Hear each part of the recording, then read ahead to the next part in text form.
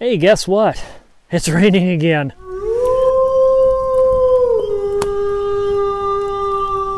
So this is Milan Hill State Park.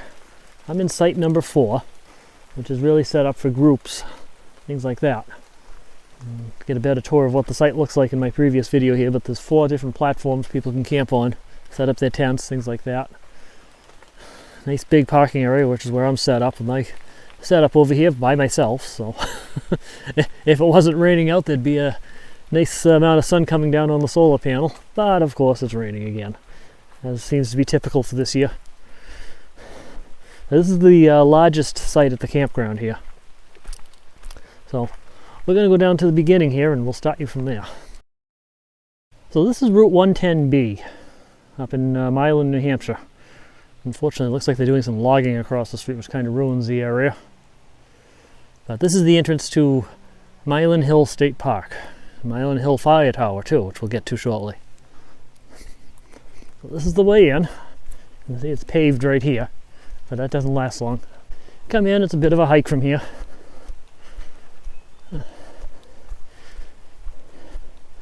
they have a day use area, as they call it, a picnic area, which is open during the daytime, but you gotta leave half hour after sunset, and you can't camp there. You gotta be in one of the designated spots. And no ATVs allowed in the park either. So you come up to this one interesting sign right here. Even though this is the park itself is closed in the wintertime, you got a sand barrel right here. So that brings up the question, why is there a sand barrel there if the park is closed in the wintertime? Because it's not totally closed. See, over here is the clubhouse for the cross-country skiing club, which I forget the name of at the moment, but I'll put it up on the screen here for you.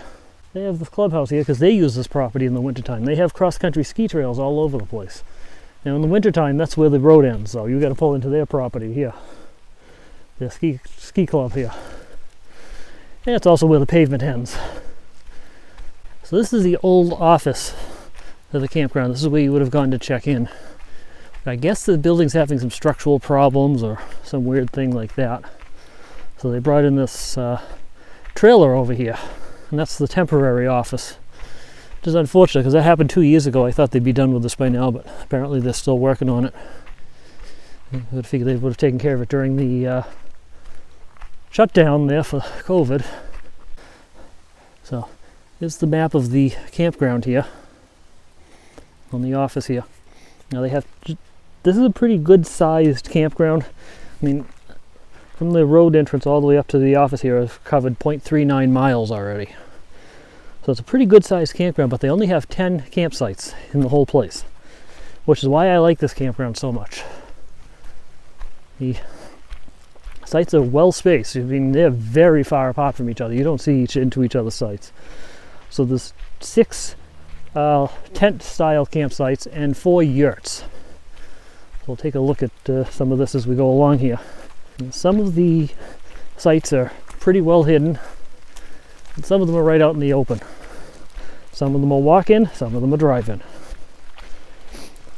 So, like this is the way over to campsite number 1, right here. And you got to take the trail over to it. It's well into the woods here, but you got to park your car over here. So, nice private spot to camp, but does require a bit of hiking to get into it. So here's site number 2 here, and all the tent sites that come with at least one platform on them for set up tents, so you can keep it off the ground. Stay somewhat dry that way. And if you got somebody, a buddy or somebody staying in site 1, you got a trail right over to it too. You can come see them. Oh look, site 1's vacant. Let's go take a peek. A little bit more isolated if you're looking for that, but you do have to hike into it. So it's not totally perfect. Before we get back to the road here, just note that some of these sites have some pretty cool fire pits. Kind of a neat design there. Nice and big. Well, nice big fire, and it's actually better than the one that's in my site. So we're back on the road. This is one of the trails up to the fire tower. We'll get to that in a bit. Typical toilet in the campground here. Just an outhouse really. Nothing fancy. Up here we got a little bit of a fork in the road. One direction goes up to the fire tower for people driving in, the other one continues on to the campsites. So we'll continue this way. So we're coming up to the entrance to site number 4, the site I'm in. And I'll show you why I like this site so much. So first of all, I just walked 0.7 miles, almost 3/4 of a mile from the entrance to the park here to the entrance to my campsite. So this is a sign for site 4. This is the entrance way to it. You can't even see my site from the road. Come up to another one of the bathhouses here.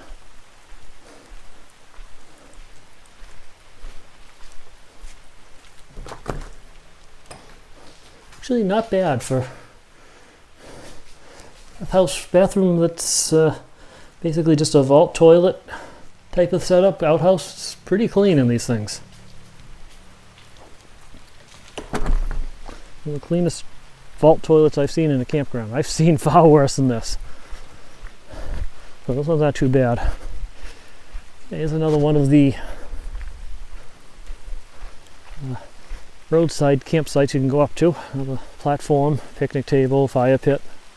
So there's your dumpster. We also have some recycling over here, which is good. I'll probably take advantage of that before I take off.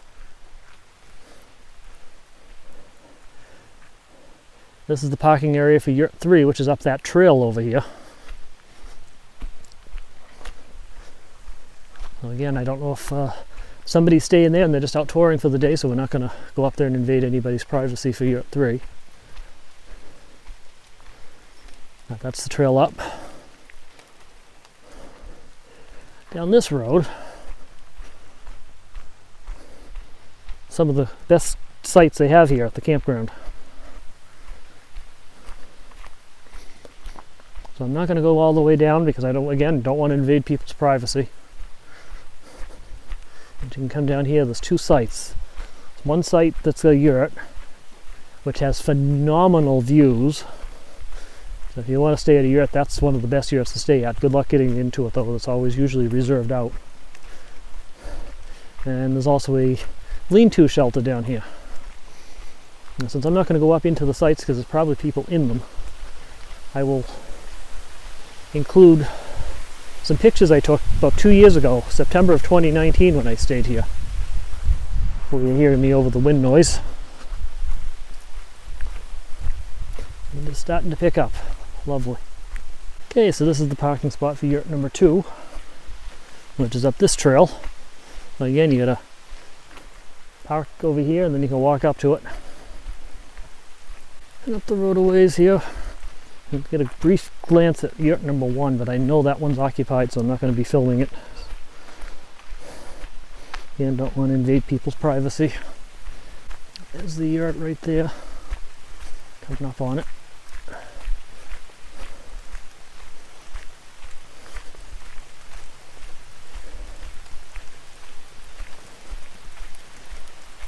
And that brings us back around to the office again.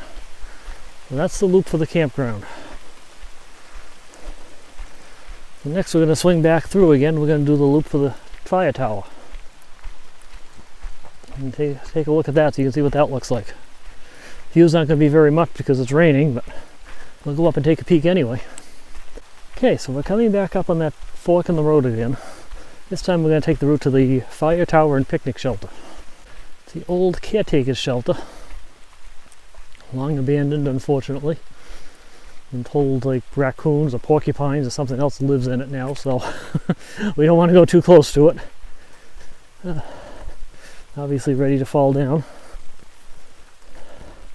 Probably where the person running the fire tower would have stayed when it was an active fire tower for that purpose.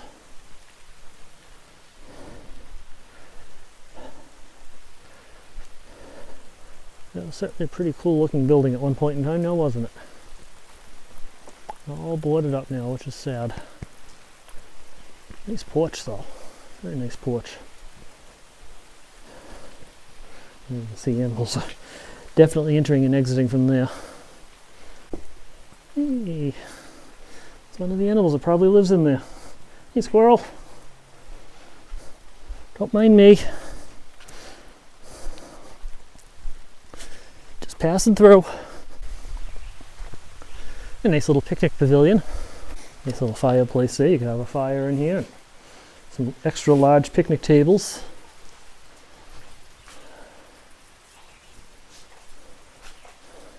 They actually have electric lighting in here too. You can see. You have to have the site reserved if you want that turned on. And that is not the fire tower. That is, however, the source of the really good internet service over my Cricket wireless hotspot. I'm sure that's where that's coming from. That's why it's so strong up here. That's the fire tower.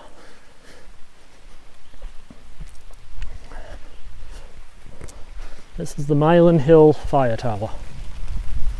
Very well maintained. I'm probably going to have to wipe my camera lens again after this. But it's a nice tower. Good view from up there.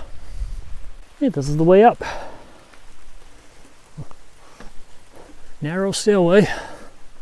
And this is the view.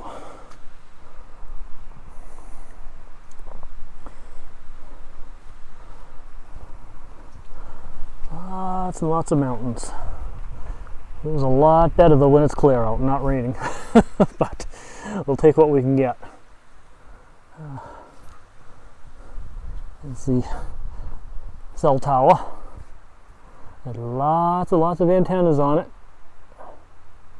A lot of other stuff other than just cellular up there too. Some radio communications, things like that.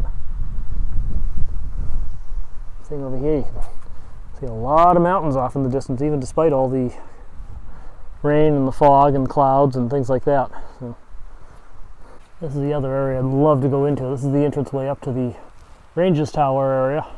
But, of course, the door's closed and locked. And that's a place I'd love to see into. Alright, time to head back down. Now for the nerdy ham radio operators like myself, this is the roadway up to the communications tower, the cell tower. And now that has some concrete footings on it. Look at the size of those ones. A nice ladder to get up there. And look at all that equipment up there. I have some friends that would really love to climb this thing. That's cool. Need some ham radio antennas on it though. Definitely would be a great ham radio site over here. Disappointed to find out there's no repeaters up in this area. Anyway, again, that's the nerds like myself. And we're back at the office. So if you're here for day use, you just go down that road down there and that would take you home. Well, if you're like me and you're actually staying at the campground, go up here again. All right, we're back at the campsite. That was a soggy tour of Milan Hill State Park. If you enjoyed this and like to see more of it, hit the subscribe button below. I try to do a tour of every campground I visit as I go along. And otherwise, again, thanks for watching. And remember to slow down and enjoy life. Come on, out of the road. Let's go. Get out of the road.